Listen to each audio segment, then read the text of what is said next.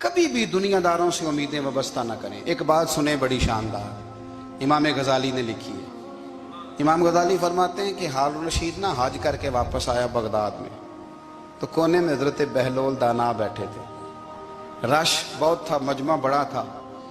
حضرت بہلول دانا بھی سڑک کے کنارے بیٹھے تھے، تو سپاہی کہنے لگے یہاں سے اٹھ جاؤ، فرمانے لگے ہارون رشید کی زمین نہیں، زمین میرے رب کی ہے، میں کیوں اٹھوں؟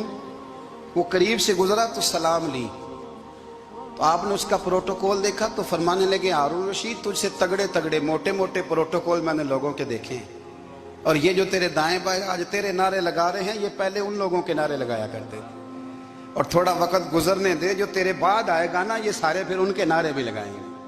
تو جھوٹ کی دنیا میں زندہ ہے، ان سے تو نے امیدیں وابستہ کی ہیں، یہ کل اس کے نعرے لگائیں گے۔ اس کے دل پہ بڑا اثر ہوا، گھوڑے سے اتر آیا، آگے کہنے لگا حضور آپ نے مجھے بڑی اچھی نصیحت کی ہے، میرا دل بڑا ٹھنڈا ہوا ہے، میں نے سنا ہے آپ مقروض ہیں، کچھ لوگوں کا قرض، تو مجھے کوئی حکم ہی کر دیں۔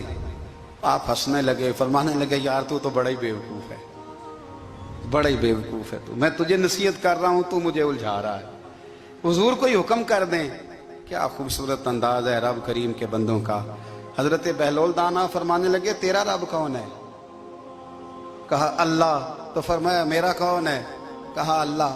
فرمانے لگے یہ تو نہیں نہ ہو سکتا کہ اللہ ہارون رشید کو دیتا رہے اور بہلول دانا کو بھول ہی جائے، یہ تو نہیں نہ ہو سکتا کہ ہارون رشید کو دیتا رہے اور بہلول دانا کو بھول جائے۔ فرمایا اس کا دل، اس کا ارادہ ہوا، ارادہ قدرت ہوا کہ بہلول مقروض رہنا چاہیے، تو اگر رب مجھے رکھنا چاہتا ہے، دکھ قبول محمد بخشا راضی رہن پیارے، اگر وہ چاہتا ہے میں مقروض رہوں تو میں بھی چاہتا ہوں کہ میں مقروض ہی رہوں، یہ تو نہیں نہ ہو سکتا کہ تجھے دے اور مجھے نہ دے۔